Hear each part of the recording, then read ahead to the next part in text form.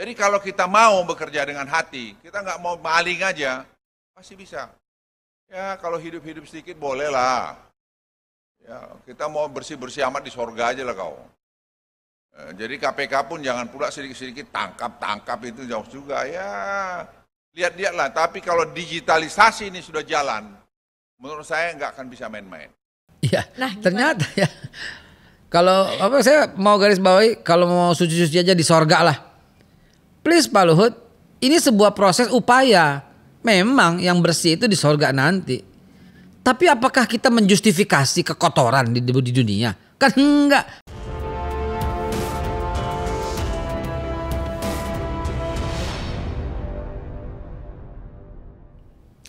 Assalamualaikum warahmatullahi wabarakatuh. Waalaikumsalam warahmatullahi wabarakatuh. Salam Gaya TV. Merdeka. Merdeka. Senang sekali dalam kesempatan kali ini. Siap. Di episode kali ini saya Egit Hapsari dan Mbak Be Haikal. Terima kasih Be. Selalu datang kembali setia di studio kita. Bisa kembali menyapa pemirsa Gaya TV dimanapun Anda berada. Semoga dalam keadaan sehat seperti Mbak Be Haikal ya. Sehat selalu ya, sehat. Selalu Amin. sehat dan juga semangat. Nah, momen pergantian tahun masih rame nih Be. Betul. Kalau di episode lain kita udah bahas kilas balik politik. Sekarang menarik juga tentunya kalau kita bahas dari perspektif hukum. Wah.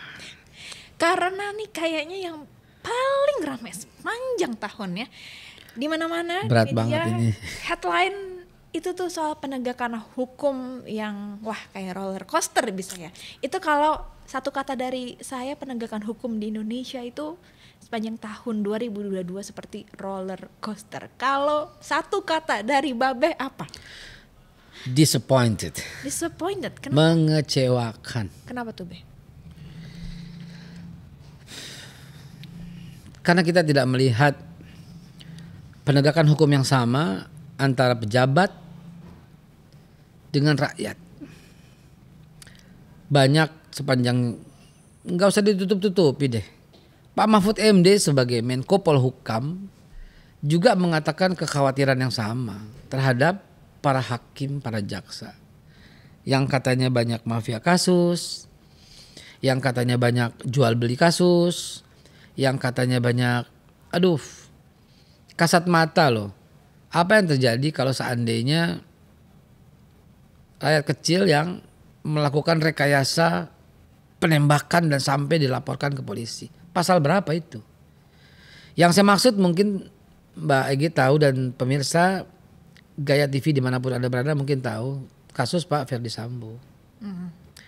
Udah jelas-jelas adanya penutupan kasus dengan cara pura-puranya main tembak-tembakan.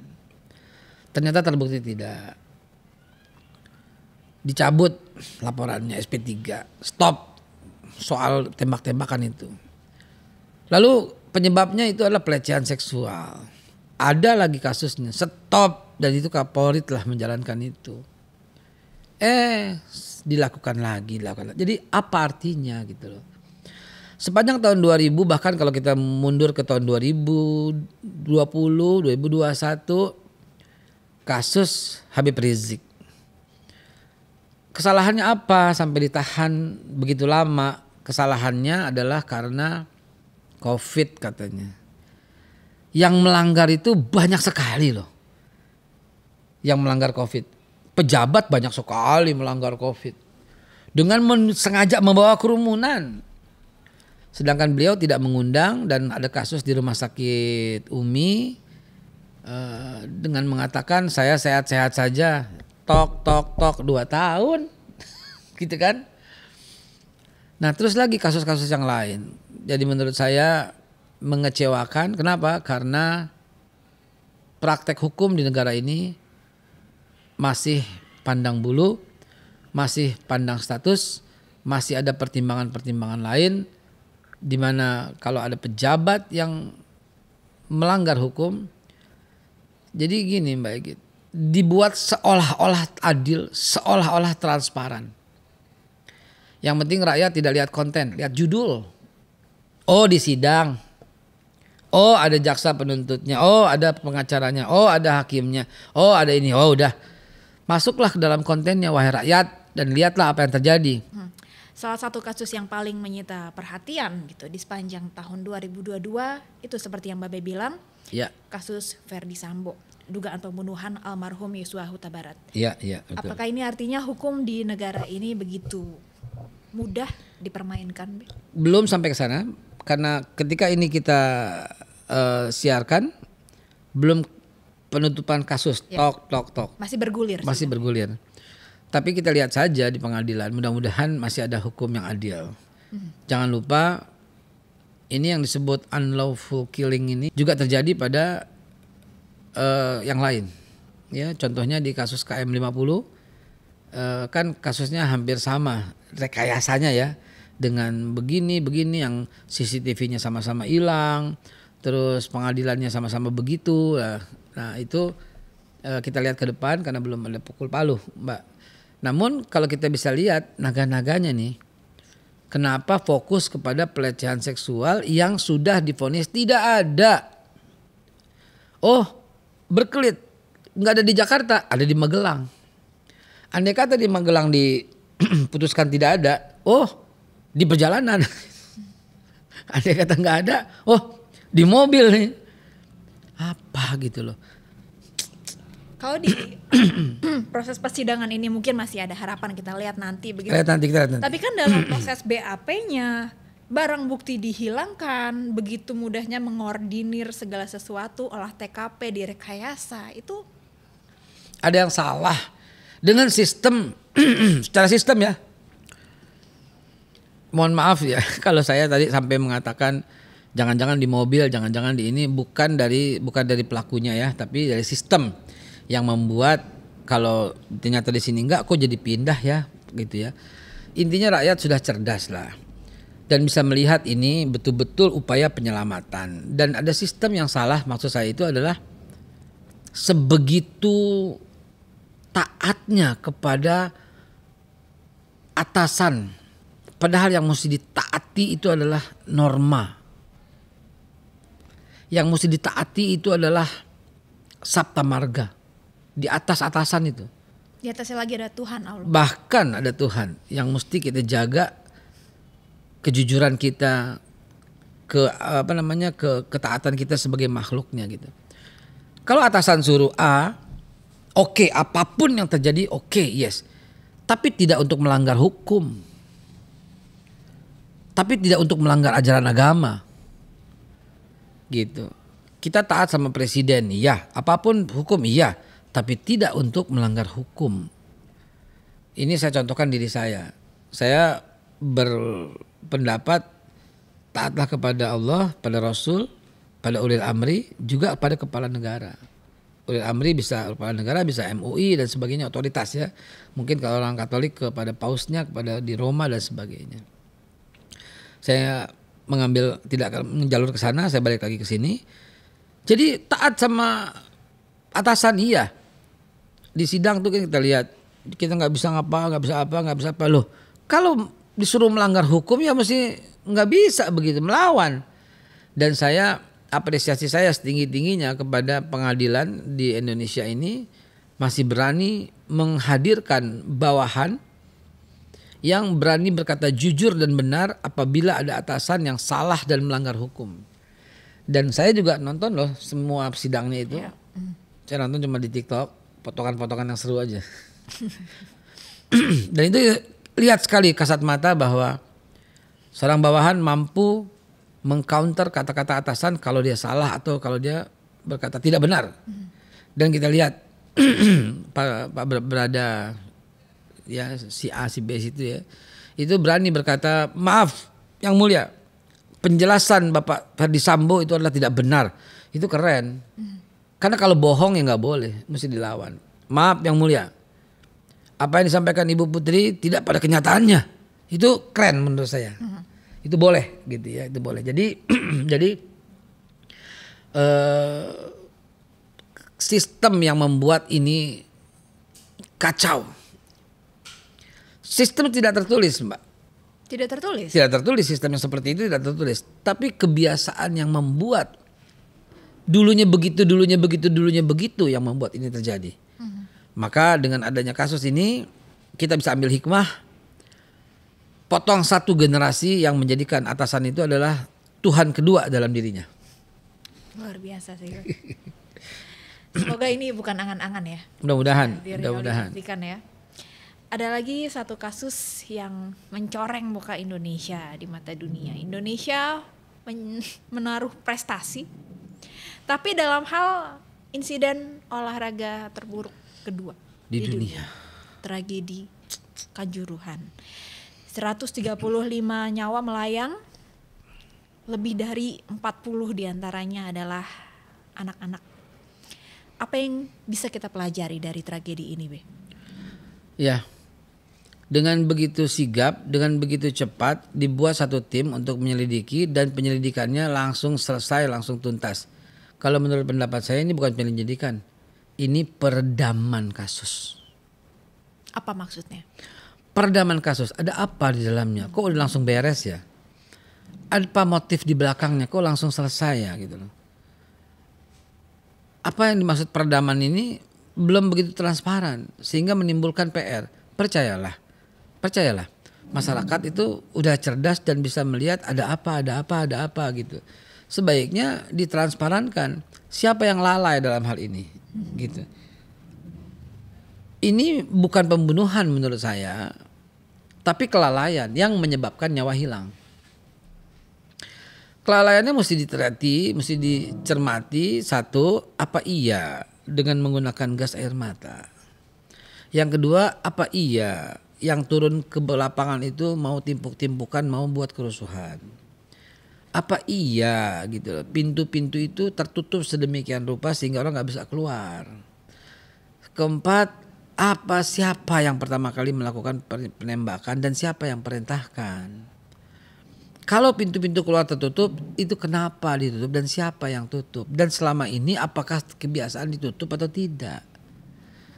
Dan itu mesti dikorek sedalam-dalamnya supaya kita bisa, ini karena kelalaian yang mengakibatkan nyawa melayang, di mana kelalaian ini terjadi karena tidak profesionalnya, tidak sesuai sisdur, tidak sesuai sistem dan prosedur yang terjadi di kepolisian misalnya, yang terjadi di tubuh stadion misalnya, dan seterusnya. Ini mesti, sehingga sekarang orang tidak menyalahkan pimpinan. Misalnya Ketua PSSI tidak terlibat dalam keadaan ini, mungkin juga beliau nggak nonton gitu acara itu gitu. Kapolri, kok Pak Kapolri yang salah? Kapolri nggak sampai menjangkau itu semua, jadi betul-betul ada oknum gitu loh. Jangan kesalahan ini ditimpakan kepada Kapolri, jangan kesalahan ini ditimpakan kepada Ketua Umum PSSI, jangan kesalahan ini dilimpahkan kepada Ketua misalnya siapa lagi yang kena gitu ya. Pentingnya dibuka dengan transparan ke situ gitu loh. Kalau begini kan menimbulkan PR sepanjang masa. Jadi jangan malah lempar tanggung jawab, lempar kesalahan gitu. Iya Mbak, selain lempar tanggung jawab, selain lempar kesalahan, ini akan menjadi kasus misteri sepanjang masa. Tercatat, dunia mencatat. Dan saya Mbak sebagai orang Indonesia ditanya ada apa sih? Jawabannya nggak tahu gue. Kan nggak boleh begitu. Kritik saya juga terjadi pada sekaligus skala yang lebih besar. Mbak datang deh ke Singapura dan tanya, kok Singapura begini? Emang mau bagaimana? Supir taksi tuh bisa jelasin. Akan begini sampai begini, tahun ini kita begini. Supir taksi bisa jelasin. Di Saudi Arabia hari ini salah satu negara yang sangat gencar perubahannya Mbak. Dan itu karena Muhammad bin Salman. Saya tanya sama OB di hotel. Saya tanya sama merbot, kalau kita bilang merbot ya, petugas kebersihan. Saya ajak ngobrol. Dia tuh bisa jawab. Wah, di Mekah sekarang akan begini dan akan begini. Tahun depan kita akan begini dan tahun 2030 kita akan begini. Saudi Arabia akan menjadi destinasi Pak, akan menjadi tujuan wisata. Bukan cuma Mekah dan Madinah yang akan dihubungi, yang akan dikunjungi, tapi semua kota-kota akan. Kok keren banget gitu loh. Kenapa bisa beda gitu ya Be? Menurut Babe gimana? Kenapa bisa beda gitu? Itulah. Ada sistem komunikasi yang baik dari atasan ke bawahan sampai ke paling bawah. Dari presiden ke menteri ke media massa sampai ke rakyat. Di kita tuh nggak ada. Dan kalau saya telusuri dari presidennya memang nggak ada gitu loh. Harusnya dulu zaman saya sekolah mungkin Mbak Egit masih ngalamin karena kan jauh banget. Usia berapa? 14 tahun? Sekarang. Nah 13, ada 14. Enggak dong, Be. Ya? Lahir 91. Saya kira pantasnya ini 14 tahun. Masih 15 tahun. ya. Nah, waktu itu saya yang usia udah 50 begini dan teman-teman yang usia 50 pasti tahu. Ke arah mana pembangunan tuh diuji di Eptanas. SD aja tahu. Itulah yang kita sebut garis-garis besar haluan negara GBHN. Ada tuh dulu di RPUL. Iya. Sempat ada. Ada tuh ya. Nah, ada itu repelita, rencana pembangunan 5 tahun. Ada tuh pelita. Sehingga kita tahu. Kalau sekarang, tahu-tahu ada infrastruktur jembatan, tahu-tahu bangun ini, tahu-tahu bangun itu. Dulu tuh enggak gitu loh. Bukan berarti sekarang lebih cepat, bukan. Tahu-tahu jebret IKN, tahu-tahu ini. Ya ada pembangunan 5 tahun tuh kayak apa, dibuat detail dan itu diujikan sehingga anak-anak SD pun tahu. Nah sekarang kita nggak tahu yang kayak begitu. Nah begitu juga soal perangkat hukum yang kita balik ke kaleidoskop hukum Indonesia. Kita tuh nggak tahu gitu loh. Apa yang terjadi sebenarnya itu kita nggak tahu. Sampai kita tuh parno ditangkap gitu loh. Ada kasus saya yang sampai sekarang masih gantung gitu loh. Namun saya sedang proses untuk dihentikan. Tentang saya dituduh menyebarkan hoax dan mengakibatkan efek-efek berikutnya. Ketika saya berkata, dia bercerita dalam mimpi itu berjumpa dengan Nabi Muhammad SAW. Sampai sekarang netizen tetap aja membuli. Saya dibilang bohong, saya dibilang hoax, dan sampai dipanggil polisi untuk urusan begini. Boleh dong kalau bicara kaleidoskop hukum saya juga bicara soal yang kena kepada saya. Silakan. Salahnya di mana? Dan mau sumpah apa? Mau sumpah pocong. Orang sekarang udah sumpah pocong. Mau mubahalah, bersaksi, berjanji di atas apapun gitu loh. Orang saya ngomong keadaan yang sebenarnya. Yang kacau itu sebuah harian di jalur internet, namanya internet media lah gitu ya. Di jalur web, di media online yang huruf depannya D. Wartawannya itu yang kacau gitu loh. Dengan sengaja menuliskan sesuatu yang membuat opini bahwa ini hanya untuk menghibur para korban. No, gak begitu gitu loh bahasanya. Sehingga mencerminkan saya tuh bohong di mata hukum dan di mata rakyat. Yang saya alami itu benar-benar kejadian dan saya bersedia model apapun. Dan saya bersumpah sudah atas nama Tuhan, atas nama demi Allah itu. Dan kemudian di framingnya itu diberita dengan kata-kata hanya untuk menghibur para korban. Saya berharap cerita saya ini bisa menghibur para korban. Bukan saya berbohong untuk menghibur para korban. Mereka yang anaknya meninggal dunia, saya katakan saya juga punya anak meninggal dunia. Dan dalam mimpi saya dihibur oleh Nabi Muhammad. Bahwa anak saya meninggal itu bersamanya gitu loh, bersama Nabi. Kan dalam Kristen juga ada ketika orangnya meninggal, entah meninggalnya karena apapun sudah bersama pangkuan Bapa di surga.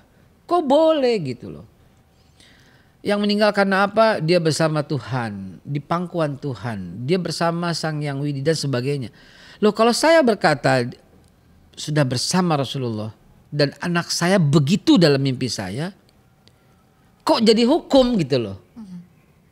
Kan apa karena saya vokal dulu? Apa karena saya oposisi dulu gitu ya? Kejadian ini jadi salah satu bahan yang bisa merefleksi diri atau gimana Pak Be? Saya melihat sesuai dengan apa yang Mbak Egy tanyakan. Ya. Bagaimana tuh tentang kasus hukum di Indonesia? Ya kayak gitu loh. Sementara kalau saya sajikan terlalu banyak orang berkata, para habib, para ulama bercerita hal yang sama. Para pendeta atau ada beberapa orang yang sangat terkenal tuh bercerita hal yang sama, berjumpa dengan Tuhan Yesus dalam mimpinya gitu. Terus nggak masalah gitu loh, kenapa cuma saya? Nah itu kan Disiplin. refleksi juga Mempertanyakan gitu. Saya tanya, keadilan. iya gitu loh. Menimbulkan kerusuhan, tidak, justru cerita saya menimbulkan ketenangan bagi korban. Menimbulkan kedamaian bagi korban. Justru cerita saya begitu, mestinya dilihat seperti itu. Tapi rame dipermasalahkan, begitu. Sorry nih jadi curhat pribadi kita. Gak apa-apa. Ini juga mau mancing pertanyaan juga menurut Babe Haikal ini, definisi keadilan itu seperti apa? Nah, kalau keadilan itu equilibrium before the law, kedudukannya semua sama dalam hukum, berlaku pada semua orang, baik pejabat maupun anaknya. Dan sekarang keadilan itu bisa kita definisikan di Indonesia tergantung siapa yang bayar. Waduh. Kata-kata saya memang sangat keras, Mbak. Untuk urusan hukum ini saya berusaha sesaklek mungkin. Saklek apa ya dalam bahasa Betawi ya? Saklek. Strict to the point. Ya. Bahwa bisa kok kalau kita lihat. Wah itu hoax tuh Babe tuh. Nggak ada faktanya. Yang bilang nggak ada faktanya, yang nggak bilang nggak ada datanya, bukalah mata lebar-lebar. Terlalu banyak seperti itu. Memang jaksa-jaksa yang ketangkap itu gara-gara apa? Gara-gara apa? Kalau bukan mengurangi masa tahanan. Miris hati kita. Di Cina orang tuh kalau korupsi Mbak dipotong kepala, jebret penggal. Di Arab orang tuh kalau korupsi dipotong tangan tuh, jebret, panjang pendeknya sesuai dengan kadar jumlah yang dikorupsinya. Bisa segini hilang gitu, bisa sesiku. Di Indonesia? Potong masa tahanan. Kalau kita bicara penegakan hukum ini nggak bisa dipisahkan ya sama upaya pemberantasan korupsi ya Be ya. Iya betul. Setelah undang-undang KPK, kalau dihitung-hitung nih setahun kemarin ada 10 OTT KPK. Ini dari pimpinan daerah nih, Wali Kota Bekasi, Rahmat Effendi, Bupati Penajam Pasir Utara, Abdul Ghafur Masud, Bupati Langkat, Terbit Rencana Perangin-Angin, Bupati Bogor, Ade Yasin, mantan Wali Kota Yogyakarta, Haryadi Suyuti, Hakim PN Surabaya juga ya Be ya. Ada kan? Isnaini Hidayat. Nah, sampai rektor juga yang baru-baru ini diciduk ya Be ya, Rektor Universitas Lampung, Karomani. Sudah cukup maksimalkah pemberantasan korupsi? Ya, kita menghargai upaya KPK seperti itu. Namun yang dibidik itu kelas apa ya? Kelas tri. Kalau ditinju gitu ya. Iya gitu loh, kelas ringan. Belum kelas bantam, belum kelas berat gitu ya. Kalau mau kelas berat sekalian aja. Jangan selamanya cuma OTT doang gitu loh. Apa tuh yang kelihatan? PPATK. Mestinya ikut berperan dong. PPATK tuh yang tahu duit siapa lari kemana. Siapa yang taruh di bank berapa. Siapa yang uangnya lari ke luar negeri berapa. Kalau orang yang nggak dikenal memang udah pasti yang dikirim orang tuh yang nggak dikenal dengan nama rekening. Tapi tahu dia kerabatnya siapa. Dia kerja sama siapa tuh tahu. Masa seorang supir yang namanya nggak pernah tampil sebagai pengusaha bisa transfer sampai 500 miliar? Come on. Secara nalar aja nggak sampai. Nggak nyambung brother sister my guys, nggak nyambung gitu loh. Seorang berpangkat ya rendah sekali di rekeningnya ada 2 triliun. Come on. Dapat dari langit kali. Dapat dari langit. Kecuali dia punya apa lampu ajaib yang digosok keluar jin gitu loh. Jadi ya, oh ini nggak ada, ini bukan nama saya. Iya kan dia siapa? Apa itu ya? Modusnya banyak. Ya ampun ya, pakai transfer dengan nama siapa? Loh, nama ini siapa? Coba teliti. Punya NPWP nggak? Oh punya. Usahanya apa? Nggak ada usahanya. Bisa transfer sampai 4 triliun. Come on. Tapi kalau pandangan Babe soal OTT sendiri gimana nih? Soalnya kemarin Menko Marifest Bapak Luhut Binsar Panjaitan sempat menyinggung soal OTT nih katanya. Oh iya, saya juga dengar, saya juga lihat Pak LBP ya, Pak LBP. Ada cuplikannya nggak Be? Ada cuplikannya, silakan. Sama-sama dulu. Jadi kalau kita mau bekerja dengan hati, kita nggak mau maling aja, pasti bisa. Ya kalau hidup-hidup sedikit bolehlah. Ya kita mau bersih-bersih amat di sorga aja lah kau. Jadi KPK pun jangan pula sedikit-sedikit tangkap itu jauh juga ya. Lihat-lihatlah, tapi kalau digitalisasi ini sudah jalan, menurut saya nggak akan bisa main-main. Iya, Nah, gimana? ternyata ya. Kalau apa saya mau garis bawahi, kalau mau suci-suci aja di sorga lah. Please Pak Luhut, ini sebuah proses upaya. Memang yang bersih itu di sorga nanti. Tapi apakah kita menjustifikasi kekotoran di dunia? Kan enggak, come on gitu loh. Sama juga umpamanya orang nggak pernah bohong. Itu bukan berarti semua orang pasti jujur. Orang semuanya orang jujur. Bukan berarti orang semua nggak boleh bohong. Dan ketika ada bohong itu bukan harus dimaklumi. Semua orang juga pernah bohong. No, nggak begitu lihatnya. Kalau melanggar lalu lintas, lampu merah kita lewat. Lalu ditanya Pak polisi, Prit, berhenti Pak. Berhenti. Alah Pak, kalau mau tertib di sorga nanti. Nggak bisa begitu gitu loh. Nggak boleh kata-kata itu keluar dari mulut seorang pejabat. Kalau saya mengkritisinya di situ. Justru Pak, kalau Bapak nggak setuju OTT, oke, tapi jangan bawa-bawa kalimat yang kalau mau bersih aja. No, itu namanya justifikasi terhadap kesalahan dan pembenaran terhadap pelanggaran hukum gitu loh. Kalimat itu nggak boleh keluar. Kalau berkata jangan ada OTT lah, itu memalukan lah. Oke, OTT-nya tetap ada tapi tidak dipublikasi. Setuju Pak, itu hanya metode dan cara. Saya rasa itu usul yang baik, usul yang cerdas gitu ya. Tapi tidak dipublikasi, hanya dihadirkan di pengadilan pada waktu pengadilan tertutup bahwa orang ini adalah telah melakukan kejahatan keuangan. That's it. Berarti Gitu. nggak ada efek jera dong ya, nama memalukannya. Iya, artinya hukum yang berjalan. Gitu loh. Sesama maling pasti tahu. Gue ketangkep kan OTT itu terjadi ucapan sesama maling begitu. Tidak di publik gitu ya. Tapi kalau beliau nggak setuju, ya kan yang lain juga setuju gitu ya. Tapi intinya kalau berkata kalau mau bersih amat di sorga, ya itu namanya sebuah pembenaran dan nggak boleh berkata begitu gitu loh. Kita semua orang-orang yang kalau dibuka itu banyak kesalahannya pasti. Setiap manusia nggak ada yang sempurna betul. Tapi ketika manusia melakukan kesalahan, kata-katanya ya kan manusia nggak sempurna. Oke, kesalahan kan nggak sempurna. Oke, kesalahan lagi kan nggak sempurna. Itu kan jadi justifikasi. Nggak usah bersih amat lah. Nggak boleh keluar kalimat itu. Itu hanya berlaku di sorga, nggak boleh. Itu justifikasi pembenaran pemakluman terhadap sebuah kejahatan. Kalau saya mengomentari apa yang Pak LBP sampaikan begitu dengan segala hormat, itu komentar saya gitu. Kalau tadi kita membuka episode ini dengan satu kata yang menggambarkan situasi penegakan hukum di Indonesia sepanjang 2022, boleh kita tutup ya Be dengan satu kata lagi yang menggambarkan harapan Babe terkait penegakan hukum di Indonesia tahun 2023. Ya. Harapan saya adalah keadilan sosial dan hukum bagi seluruh rakyat Indonesia. Satu kalimat itu Be, nggak Satu apa-apa kalimat bonus. ya. Oh, satu kalimat ya. Nggak apa-apa bonus, keadilan. Sebenarnya keadilan tadi. Baik. Cuma saya lanjutkan lagi dengan keadilan sosial dan hukum bagi masyarakat Indonesia. Satu katanya keadilan. Keadilan ya. Dengan harapan itu tadi. Betul. Bagi seluruh rakyat tanpa pandang bulu. Tanpa pandang bulu. Jadi hukum tidak lagi tajam ke bawah tapi tumpul ke atas. No. Tapi adil seadil-adilnya. Berlaku untuk semua. Berlaku untuk semua. Luar biasa Be. Terima kasih Be sudah hadir bersama kita di Studio Gaya TV. Membagikan insight-nya, pandangannya terkait penegakan hukum di Indonesia sepanjang 2022.